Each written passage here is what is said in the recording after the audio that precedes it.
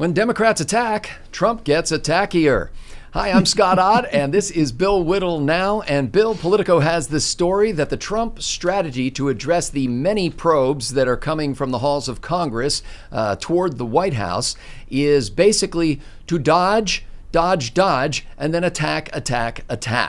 And the dodging has been basically withholding requests for information from it's something like 30 different investigations that are going on currently. And the attack is basically to call out the political motives of the Democrats. And I just want to ask you this, frankly, when somebody's accused of something and they refuse to turn over what might be exculpatory evidence, immediately people are going to assume that they must be guilty, no? Well, that's why we have the presumption of innocence, Scott. Who has that, Bill? I've not heard of this presumption of innocence. Yeah, I haven't either in quite a long time. And that, in a way, is kind of the definition of a witch hunt, isn't it? A witch hunt could be fairly described as a determined effort on the part of a certain group of people to prove something that they believe to be true, but that they have no evidence for. So, since after 2 years of this Mueller probe, we don't have anything at all on Donald Trump, the continuing investigations and the impeachment threats and all the rest of this is a witch hunt. And that means that it doesn't matter what he turns over, and it doesn't matter whether he's guilty or innocent of any or all of these things. The only thing in here that is somewhat reassuring is that the presumption of innocence is also built into the impeachment proceedings and built into the Congress, and they'd be a little harder to get away with that under close public scrutiny. But this is an important point. Because some of these things are such obvious witch hunts, because the Mueller probe hasn't returned anything and is just continuously, next week, boy. What it tells me is that, as if I'm like some kind of political genius here, is that there's not only an agenda at work to discredit him, there's an agenda at work to destroy him, and it's not the Democrats he should be upset about. It's the media that is allowing this to happen and covering it in such a way to make people think that there is fire where there's smoke that was generated by the people that started the fire and didn't happen to be Donald Trump.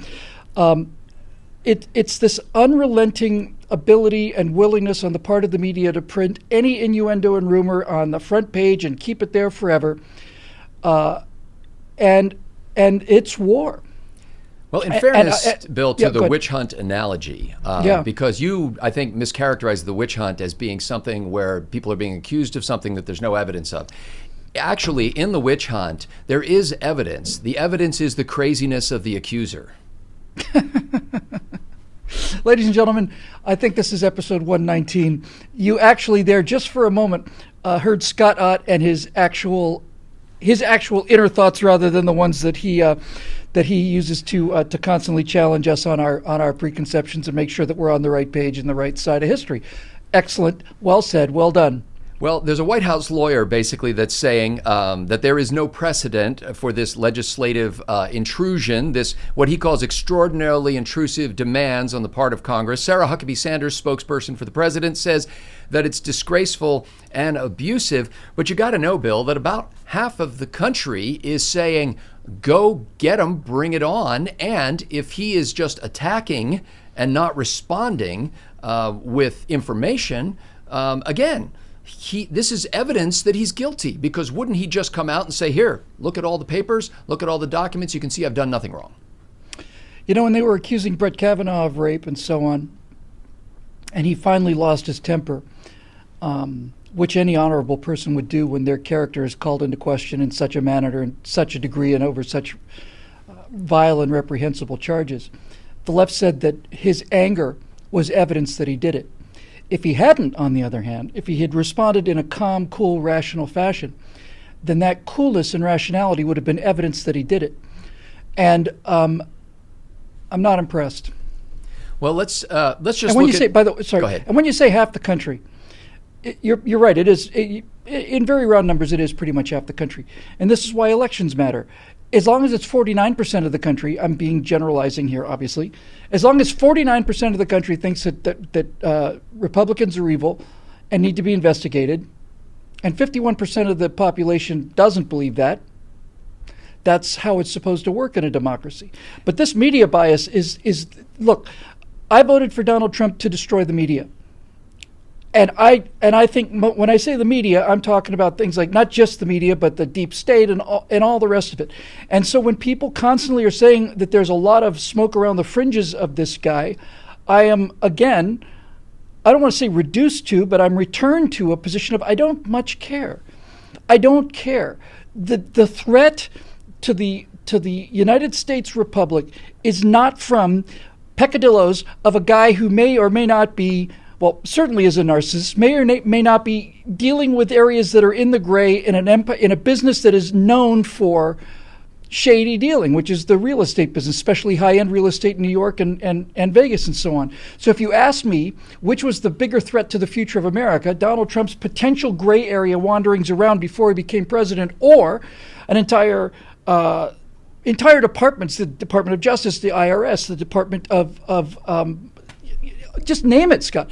They're whether that is a bigger threat than having half of the government weaponized against the American people, I'm going to, plus the media and all of the rest of the sounding boards and loudspeakers that we hear, there's no question in my mind which one of these two constitutes the greater threat. And since they appear to be mutually exclusive, in other words, we can have one or the other, not what we want, which would be both. A president who is above reproach and who conducts his matters, his finances in an open manner and has a calm, rational, reasonable set of arguments.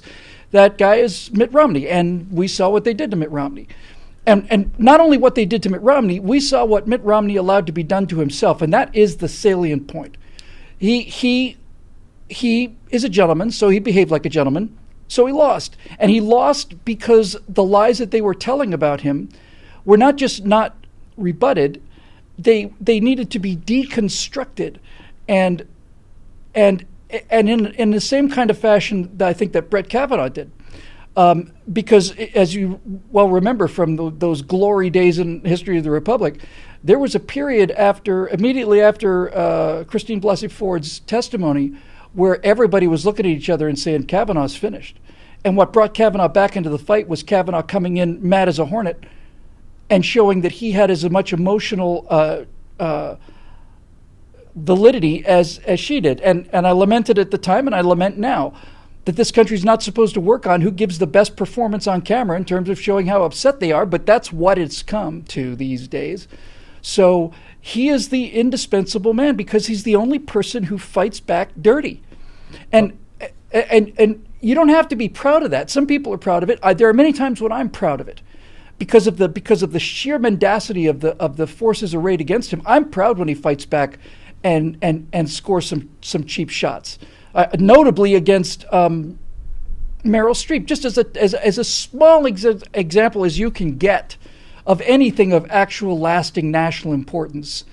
Having a movie star refer to President Trump in the terms that she did is something that every other president in the history of this republic would have simply risen above and ignored. But he didn't. He came back at her and said she's a has-been, she's a Hillary supporter, she's overrated. Now, that may not seem important to anybody, but it was important to them, and it was important to me because he is calling out the active forces that are at work that so many Americans assume are just the natural state of things.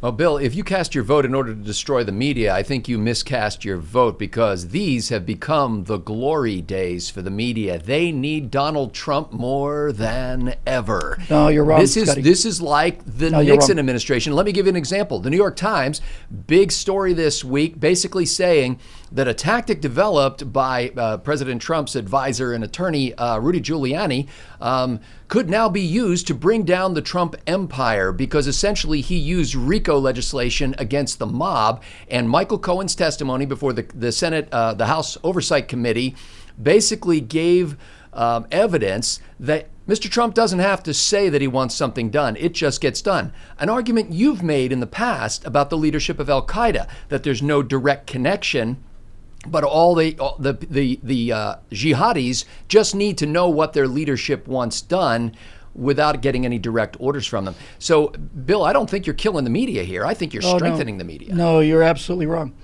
The golden age of the media was the period between 1955 and,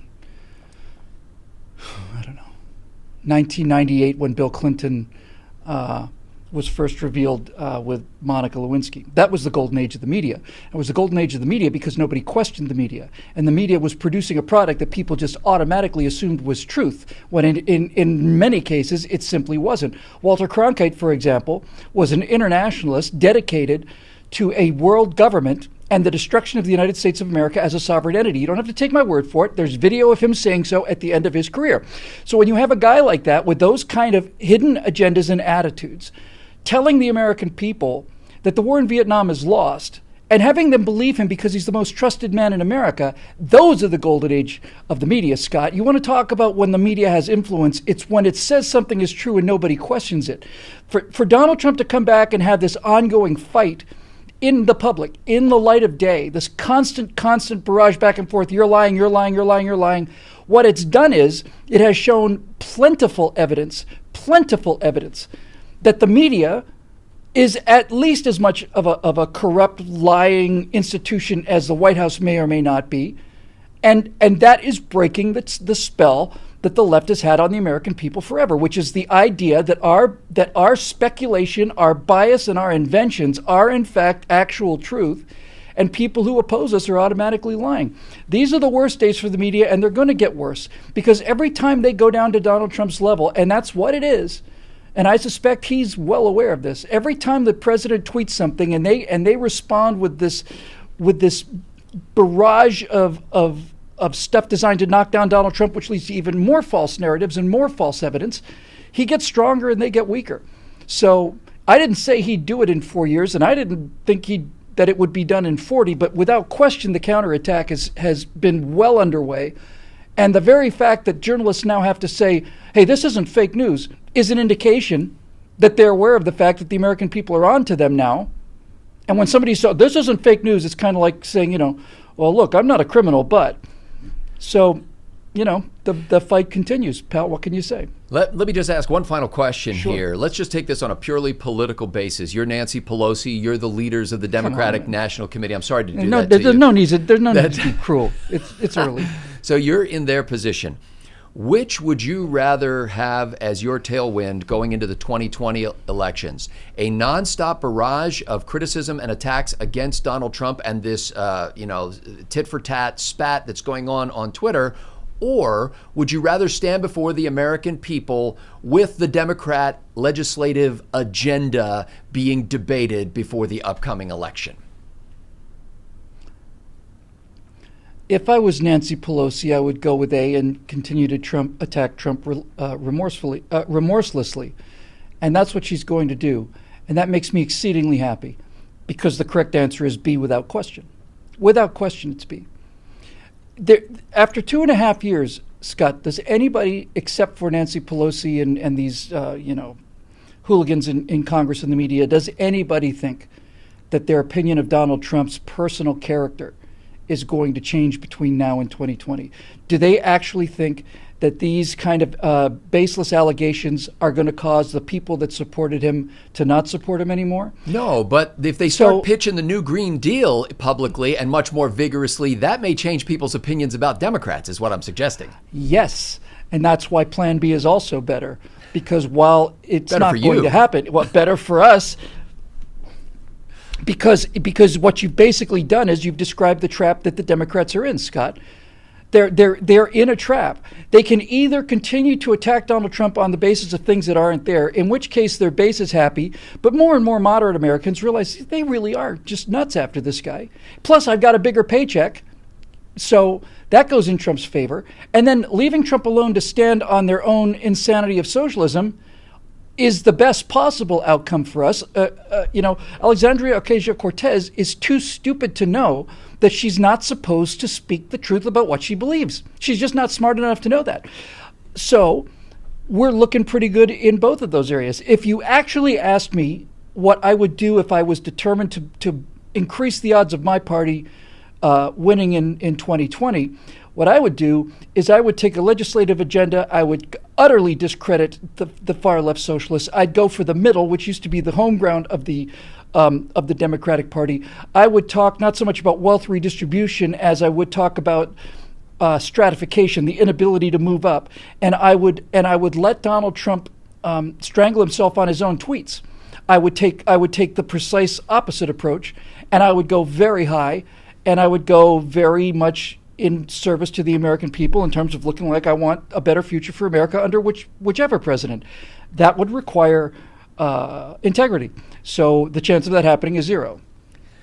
Well, ladies and gentlemen, as you well know, Bill Whittle always wants a better future for America. And one of the ways that we bring that about is by fostering these conversations, getting these messages spread around the world. We do this solely at the initiative of the members at BillWhittle.com who actually contribute real money voluntarily to this enterprise so that we can produce these shows and distribute them. We are grateful to you members. If you'd like to join their ranks, you can just go to BillWhittle.com and click that Become a Member link and enjoy the many and growing benefits of membership at BillWhittle.com. So for Bill Whittle, I'm Scott Ott. Thanks to the members at BillWhittle.com for making this possible.